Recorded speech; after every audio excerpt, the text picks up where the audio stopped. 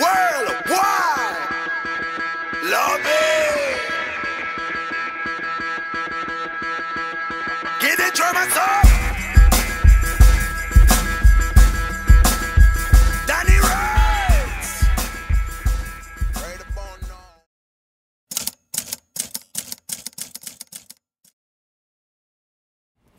Dani Wright.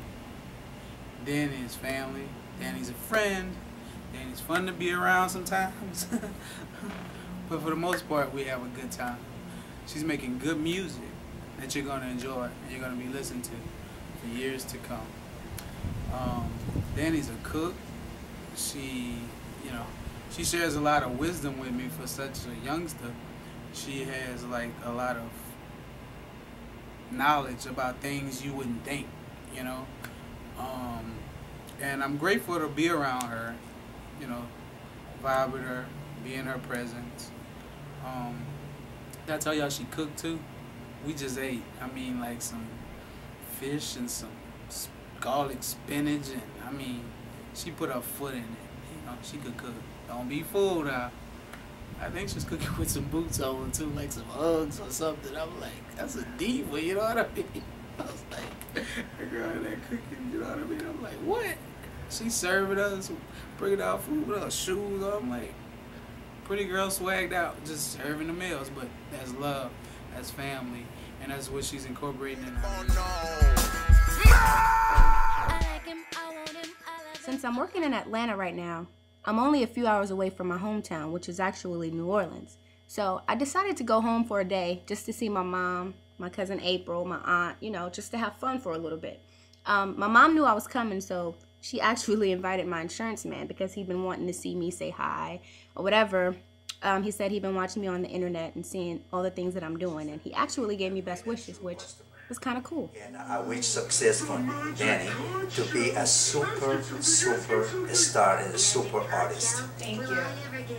So after the talk with Mr. Lewis, April and I decided to go down to the French Quarter. Now, I haven't been in a long time because I hate crowds and people drunk and it stinks, but it's my hometown and I haven't been, so I wanted to go and just have fun.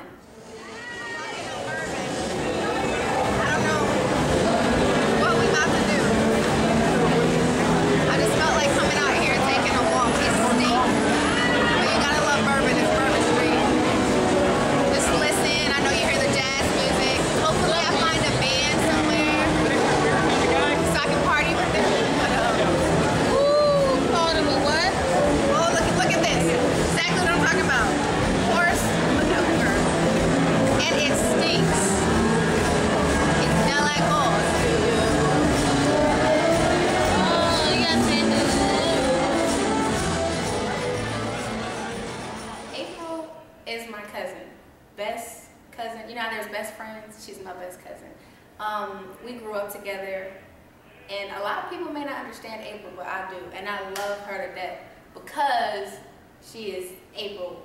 Capital MS.A.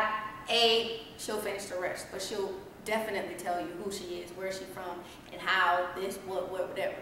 But I love April because she's April, and she's going to keep it real and tell you exactly what's up. The family be going through all these issues, these minor problems and all that.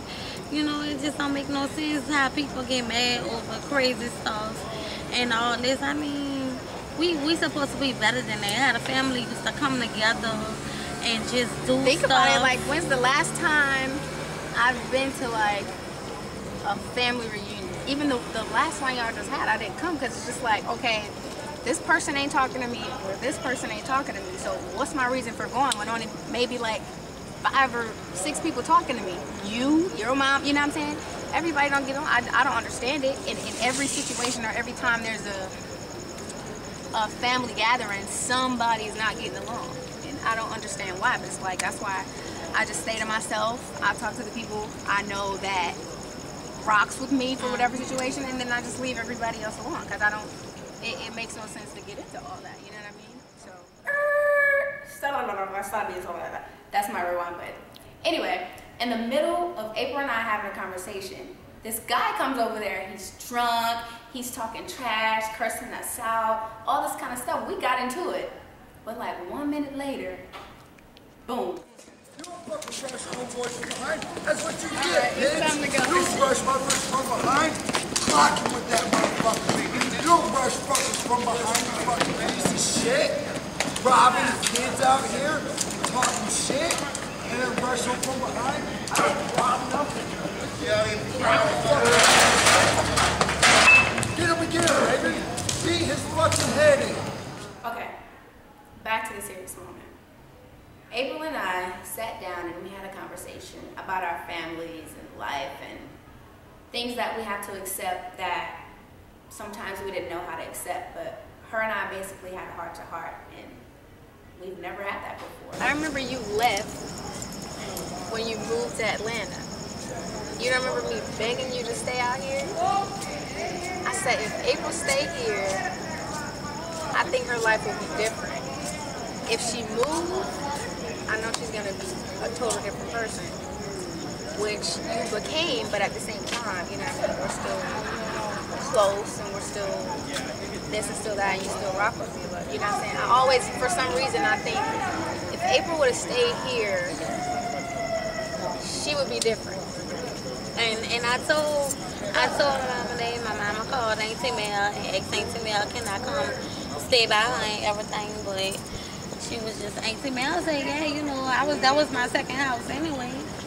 But it was just something, my mama just didn't want to let me leave or whatever, and I refused to go to Atlanta, Georgia. Maybe because she was by herself, or and I don't know, I'm her older girl, so, but she would have let me come by you. I don't know what was holding her back to keep me in Atlanta.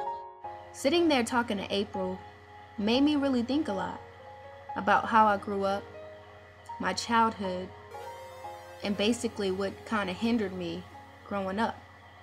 For some reason, I always felt that if I let somebody get close to me or slightly get close to me, that they will automatically hurt me. And I don't even know how. Like, maybe they would come into my life and we get to know each other for a couple of months and they will automatically disappear, or maybe they would physically hurt me, or maybe they would find out everything about me and start talking about me to other people. I don't even know, but growing up, I always had a wall up. Until this day, no one has knocked it down.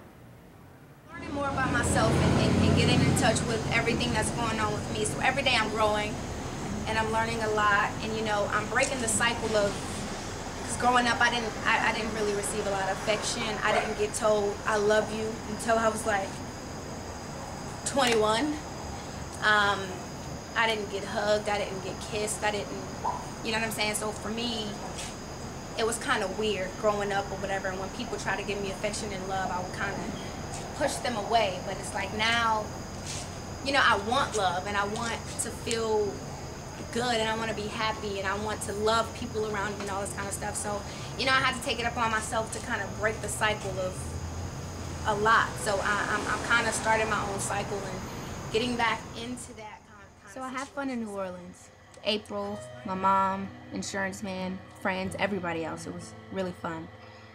But, you know, I had to go back to Atlanta because I felt like I was missing out on work. I don't know why, but that always happens to me. So, yep, directly back to the studio.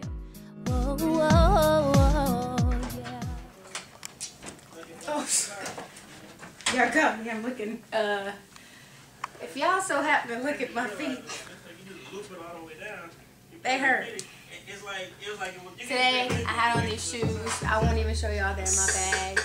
And I got 2 blisters on the bottom of my feet. So I've been walking in these socks all day. They're probably super dirty, but I had to do it. I'm at the studio, and I'm about to record in these socks. Hopefully somebody brings me some new ones. Otherwise, this will be a mess. Okay. You hear that? Yep. Cool.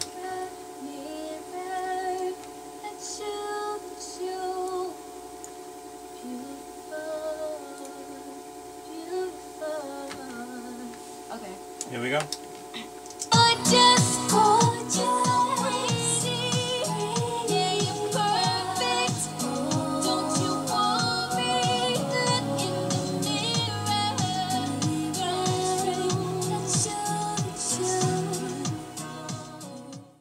Next, train stop.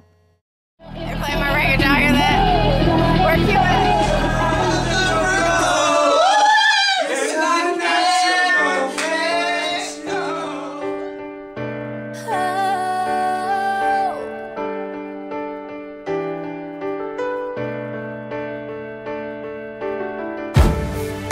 I'm fighting this battle, I'm fighting this war, but no one can save me, and there's nowhere to